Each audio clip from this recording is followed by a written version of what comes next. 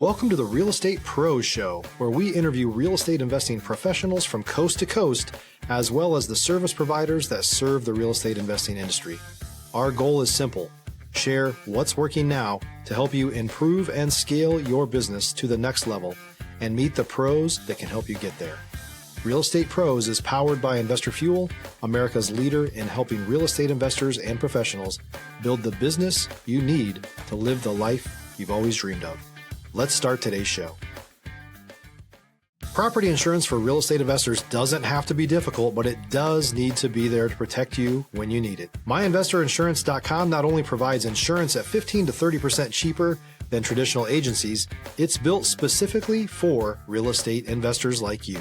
You can set up an account in about 2 minutes, get quotes on properties, turn on and turn off insurance for your fix and flip or rental properties in around 2 minutes without having to talk to anyone directly, all through our portal. There's no better way or faster way to make sure you've got the coverage you need to protect you, and no more lengthy policies either.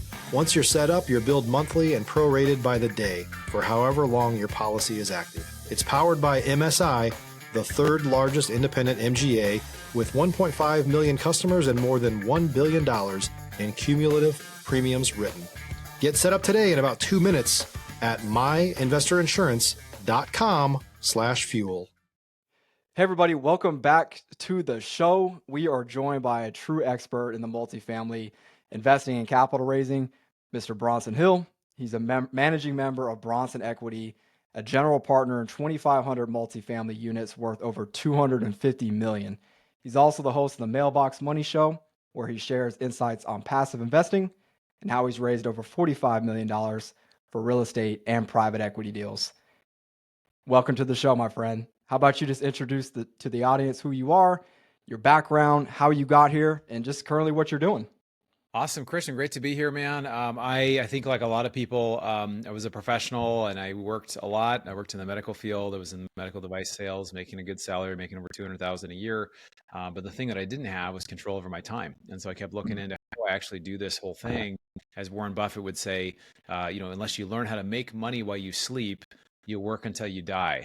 And so I started really just studying passive income. I started buying single family houses. I realized for me, it wasn't getting me the cash flow that I really needed to get. Because if I buy a rental house or two, maybe it's 100, 200, 300 a month, but it would have to have so many and it would just become another job. If I had 30 houses or whatever, that's just like replacing one job with another.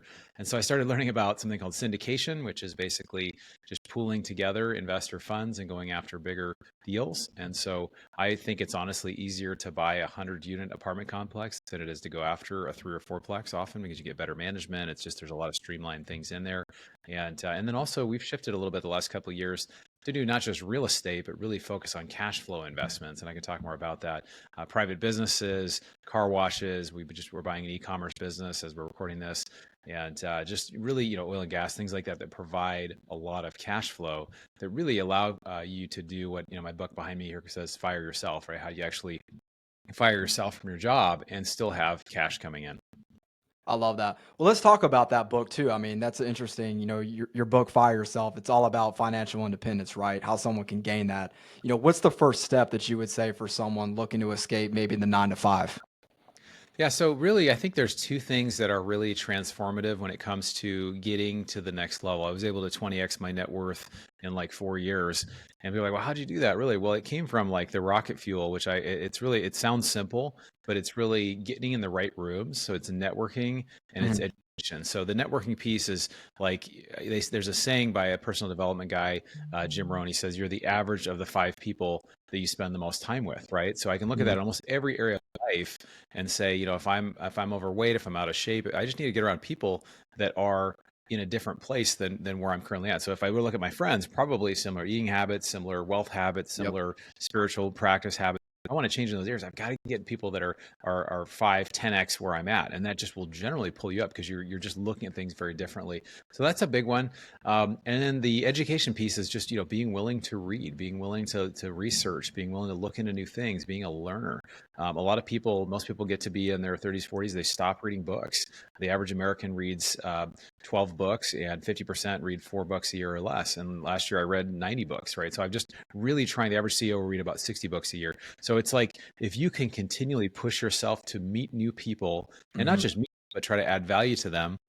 And then you continually try to learn. You're just learning what's out there. You see somebody doing something, man, that sounds interesting. What is that? Or you're just generally a curious person. With those two things, you're going to go very, very far. So I think just, it sounds crazy to have raised $45 million. We've done all these different investments. Some have gone phenomenally well. We've had some challenges in some, but it's like, there's so much learning that's happened in there. I think that's the thing you have to look at. It's not about the goal or raising the money or getting I call it the yachts and Mai Tai lifestyle, where you just have this great, Instagram lifestyle. It's about becoming the person that you want to become. And that's more than money. That's more than achievements. It's just, are you becoming somebody who's getting better, a little bit better every day, every week, every year? Stop living on an island and join the #1 mastermind in America for professional real estate investors. Investor Fuel is a community of hundreds of the nation's top investors working together to build stronger businesses and better lives. In addition to the amazing community of real estate investors acting as a board of advisors for one another, Investor Fuel members have access to 100% funding on purchase and repairs for our members only, a health insurance program, and benefits and discounts that more than pays for the membership of most of our members, meaning it's actually costing you money to not be a member of Investor Fuel. If you're looking to scale your business and build a business that allows you to live the life of your dreams, please visit investorfuel.com today and book a call with our team. That's right. I couldn't agree anymore. You have to master yourself, right? You have to build discipline before you can actually build wealth long term, right? I 100% agree. So let's talk about that too. You've raised over 45 million that you just mentioned, right? I mean, what are some of the key factors, that you've done to successfully raise that money in capital for real estate deals? Well, I think, a lot of people, everything's hard until you do it. And I remember when I first started, that's just the hardest thing is to get started. And so, I was a medical sales guy. So there were, people knew me, my friends and family knew me as medical sales Bronson. Right? What does he do? He does medical sales. So I had to kind of tell a different story about who I am. I had to start to change the image of how people saw me. So what I did is I started just calling up friends and family and people I met and just say, hey, I'm going to talk about real estate, just kind of talk about what their goals are and what they're looking to do. And that was really great. I learned a lot about it. And then I started just putting a little bit of information out, having emails that would go out every week or every month. Just, hey, here's what I'm working on. Here's these events I'm going to. And then I actually started in Los Angeles. This was about 6 years ago. I started a local meetup. I partnered with somebody who had a meetup and I said, hey, you're doing a real estate meetup. What if we did one on multifamily real estate investing? And I said, you just show up and I'll do all the work. And they said, that sounds like a great idea. You can go and do that. So it's amazing just by partnerships. And then in that room, that's where I found my first investor. Just some guy came up to me and said, hey, I do one of your deals. And I think it's really interesting, Christian. We think we have to be an expert before we put ourselves out there, but there's a big difference between being a leader in the space and being an expert. A leader, I was a leader because I was in the front of the room and I was leading a conversation, just asking questions and kind of doing an interview with somebody who was up there in front of 40 or 50 people. But, you don't have to be an expert. And that's the thing. We don't realize it. If we've been studying, looking at something, we might know more than 95% of people. And just simply by asking questions and being somebody who's intentionally doing that, people will want to reach out to you. So that's how I got started. And then over time, there's ways of just trying to create more value. Can I, through the book was one way, it was a lot of work, but it just, become an Amazon bestseller now. I think we got 1,100 reviews. And so it's like, trying to get out there, just try to find things that can add value, whether it's through YouTube or other sorts of sources or our show, the Mailbox Money Show. And I just what you guys are doing here. And so when people look at you and they say, hey, I get value from Christian or from Mike, they'll say, hey, that's somebody that I feel like I know, like, and trust. And so if you're willing to give stuff away for free and just so that people can get to know you, they can see who you are and see what you're about, they'll reach out. And a lot of times they'll be like, yeah, I trust you just because of who you're associated with and the value you've added to my life. I love that. I couldn't agree anymore, my friend. That's awesome. So I know you said you were medical sales, right? So I'm interested to know, and I know the audience as well. I mean, what inspired you to transition from medical sales right going into real estate investing? And how did Bronson Equity that you have right now, how did that come to life? If you're looking for consistent, high-quality leads, look no further than Investor Machine. Investor Machine isn't just another agency. It's the most sophisticated, data-driven lead generation company on the planet for real estate investors and serves the role of being not just a lead generator for your business, but a marketing partner that is helping you achieve your goals along the way. Go to investormachine.com to learn more and schedule a call with our team today.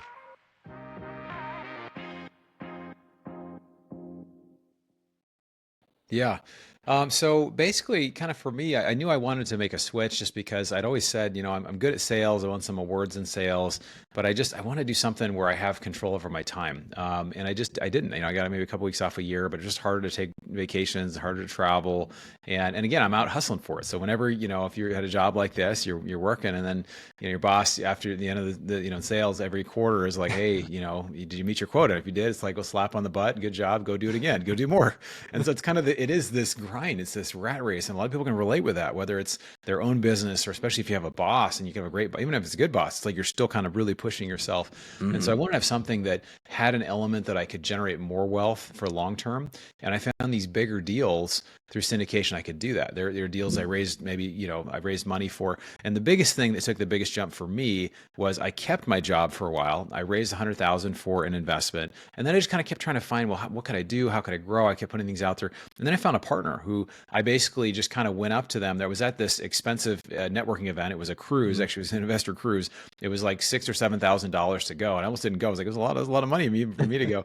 Yeah. And so I went, and I remember pitching this guy. He was a leader in the multifamily space. And I said, hey, how's it going in this area of your business? He would teach people how to raise money, but they weren't raising as much money themselves. And so I said, hey, what if what if I came up, I just kind of started asking questions.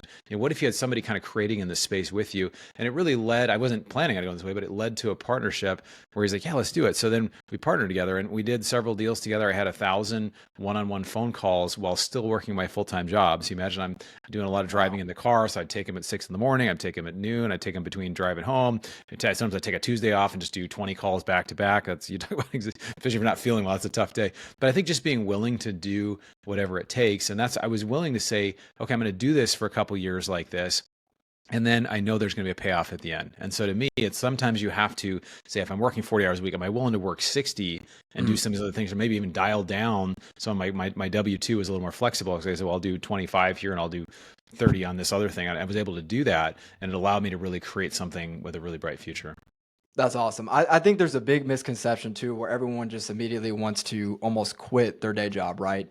And it's like, I think there's no excuse. I think you can always find time with what you're doing as far as your work to also learn a new skill set, get involved in business, right?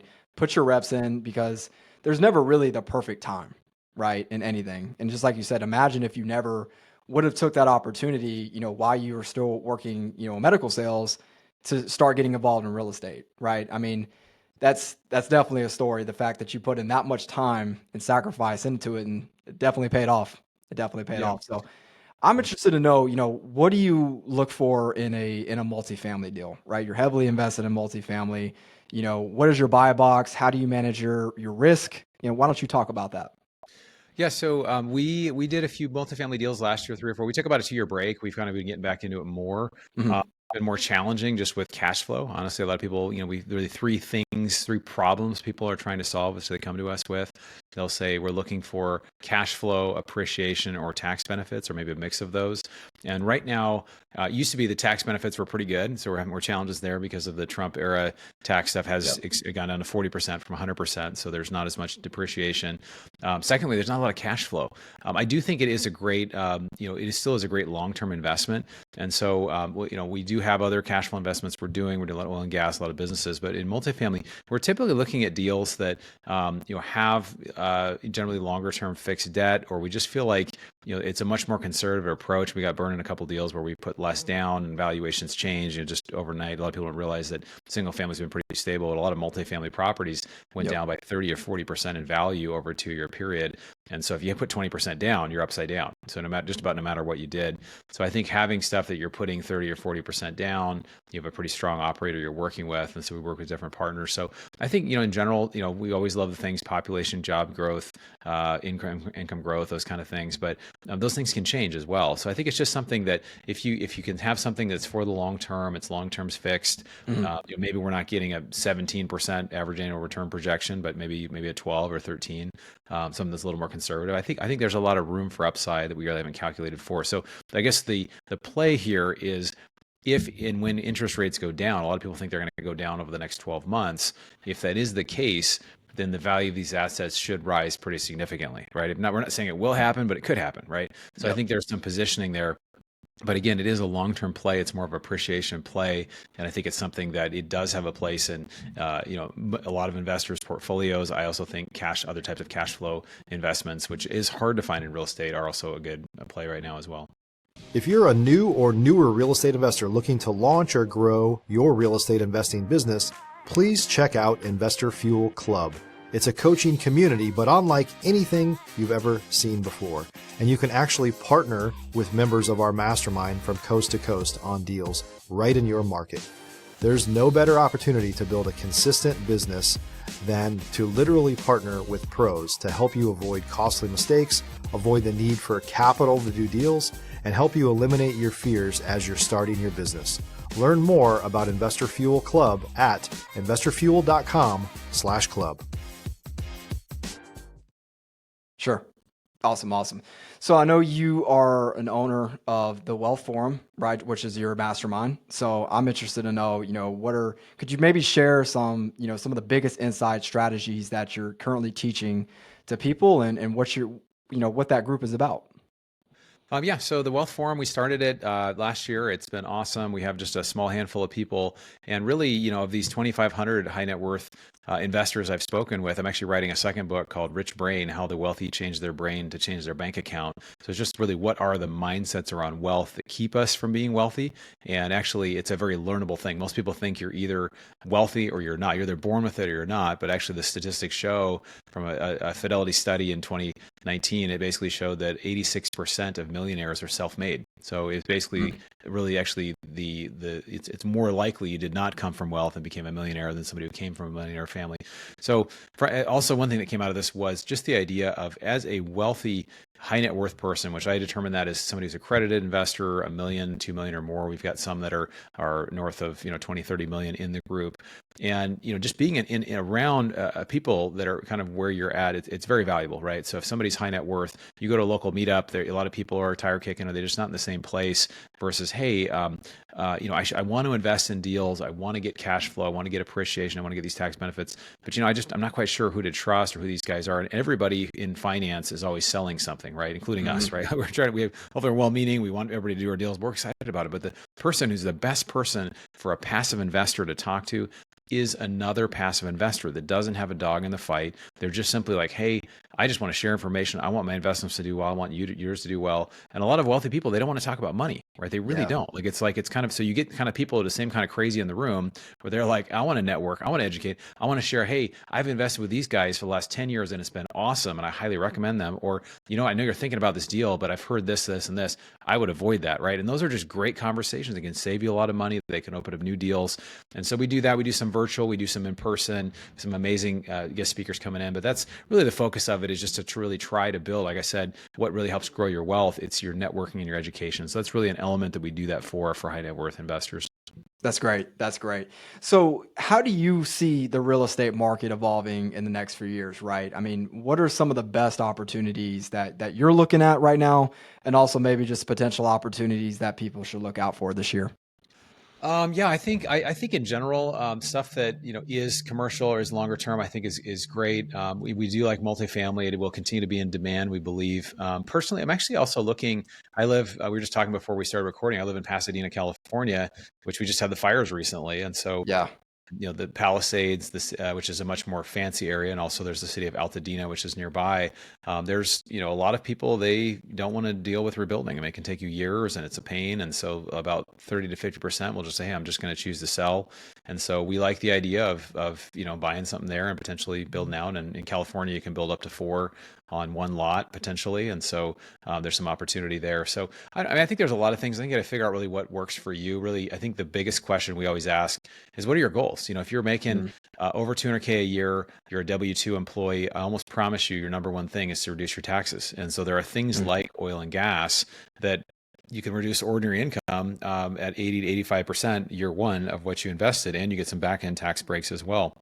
So again, no specific tax advice, but I just think it's so good to look and say, and in a state like California or a state like New York, you're going to pay a lot in taxes. And so any way you can try to find a way to reduce it through incentives, they're not loopholes, they're incentives that the government provides. I think it's a great way to go because, just as they don't provide great housing, you look at what government housing looks like. It's the projects, right? It's in the hood. It's not good, right? It's not a good setup versus we provide, multifamily housing or other projects. There's incentives there. And the same with farming or energy related stuff. There's a lot of incentives. So I think it's really trying to figure out what your goals are.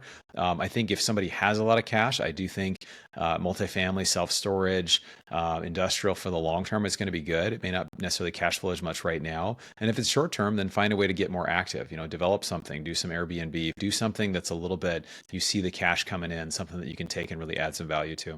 Sure. I know you're involved in multiple different businesses too. You mentioned also you're in the process of buying an e-com business, I believe you said, right? And then also you're in oil and gas. I mean, Bronson, that's quite a few different industries. I mean, how did you get involved with that? Yeah, so I wouldn't be doing a lot of these without the right partner. So my goal, my understand goal is also to fire myself, right? Is to own everything and operate nothing. So I don't want to be an operator necessarily. I want to have a partner that works well. So I have a couple great partners in the oil and gas space that I trust implicitly, that I've known for years, right? I really value them, see the integrity. We've had multiple deals we've done together now. And so it's great. So I would love that. And then for some of our other projects like this e-commerce business, I have a partner who's been in that space for years. And again, I wouldn't be doing these projects if I didn't have somebody that I really trusted that had the experience kind of in that space as well. But again, I think it comes down to what is the opportunity with e-commerce. A lot of these businesses that are mid-sized businesses, for example, this one is $27 million in sales, and a cap rate, which is if you owned a property in cash as an investment property, what kind of income would you expect from it? So right now in multifamily, you're looking at typically, it could be higher or lower, but generally a 5 to 7 cap rate. That's kind of generally. So if you paid in cash, you expect 5 to 7% per year paid back to you, right? So that's kind of what you'd expect. Well, for this e-commerce business, it's like a 30 to 35 cap, right? So it's just like 6, 7 times, 5, 6, 7 times as much, right? It's just substantially higher than what the other stuff is. So again, it really comes back to what your goals are. And again, I love real estate. I love oil and gas. I love business. I love different things, but it depends on having, making sure you have the right partner, making sure you understand what the risks are. But I feel like once you've invested passively or you've been an investor for a while, it gives you a framework. And I talk about this in my book about how you can really analyze deals of any asset class. And it's important to be honest about what you don't know. And if something makes you feel uncomfortable, don't do it, right? Just make sure that it's understandable to you. But I think there's a lot of great opportunities out there. And I think it's just so important to continue to keep learning and to be open. Definitely agree. It's definitely, like you said, your partners are your greatest asset too, right? People that you can trust, they trust you as well, right? Yeah. So Right. let's say for someone looking, they're trying to scale their real estate portfolio. Obviously, you have a huge portfolio now. What's the one piece of advice that you wish you had when you first started out on this adventure? Well, I think the biggest thing is, probably a couple of things. One is I wish I'd started younger. I mean, most people I know that, I wish I was 38 or something, like, oh man, I should start doing this. Yep. And I did. I bought a house when I was 26, but I think, I know people that are early mid 20s and they're doing big deals and they're just doing as much as they can. I think that's huge, is just getting started sooner. Another thing I think is if you want to be on the active side. So usually if people, come from money or they have money, then they're like, okay, I can passively invest. But for a lot of people, they've got to kind of figure it out. And so the idea of having a brand, right? Or writing books or doing a podcast or doing YouTube or Instagram, having things that you do that add value, there's so much value in that. It's so much value. People think of you, and having a brand value is a big deal. And then the last thing really is really having a mentor, right? Finding and approaching somebody. There's a way you can do it. It's not just, I think and I have different mentors for different things. I have some that help me with health and some that help me with, spirituality or help me with, business. And so I think it's just going and trying to find something that's mutually helpful. And so it's not just like, hey, I want you to pour into me. It's like, hey, is there a way that we can, like, I can come and add value here or add value to you, or that I'm looking to do this. Can I, I just would love to meet with you periodically, or can I email you questions or ask you? And a lot of people are very open to it, but you have to be kind of careful how you ask and really what exactly you're looking for. But I think having mentors is great. A lot of people are open to mentor, especially if they're older than you, or maybe they've already achieved what they want to in life. And so I think finding a great mentor is valuable as well. That's awesome. Man. I appreciate you sharing. So let's talk about that too. How can people find you? How can people work with you? Why don't you share a little bit of information on that? You're doing a lot of cool things. Thanks, man. I appreciate it. Yeah. So the best way, I have this report that I wrote. It's about, basically inflation. A lot of times we're saying, oh, inflation is low or it's coming down, whatever. I still think it's higher than the 3% they report.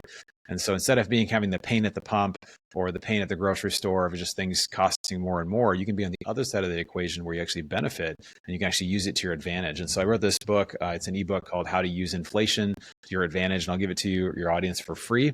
So if you text the word inflation to 33777, 33777, text the word inflation, I'll send that to you for free. And you can hear we'll send you kind of our upcoming stuff and stuff that's happening. But really appreciate you having me today, Christian. This has been a lot of fun. No, it's been a blast, man. I appreciate your time so much. And I know the audience is going to really enjoy this as well. I definitely learned a lot, and I'm definitely going to be texting that number because I want that book too. So be sure to check that out, guys. Bronson, it's been an absolute pleasure, my friend. We'd love to have you again on in the future. Guys, hope everyone enjoyed the show. And as always, we will see you on the next episode. Take care, everybody. Thanks for joining us for today's Real Estate Pros Show. You can learn more about the amazing benefits of the Investor Fuel Mastermind community, including surrounding yourself with hundreds of other rock stars, 100% financing for your deals, and members-only discounts from vendors you're likely already using that, as a member of Investor Fuel, will save you more than the cost of your membership. Visit investorfuel.com to learn more. If you're interested in joining us as a guest of this show, please visit investorfuel.com/pros to apply. You can also check the show notes for access to free resources, how to get access to world-class lead generation, and much more. Don't forget to subscribe so you never miss another episode. Have a great day. We'll see you on the next show.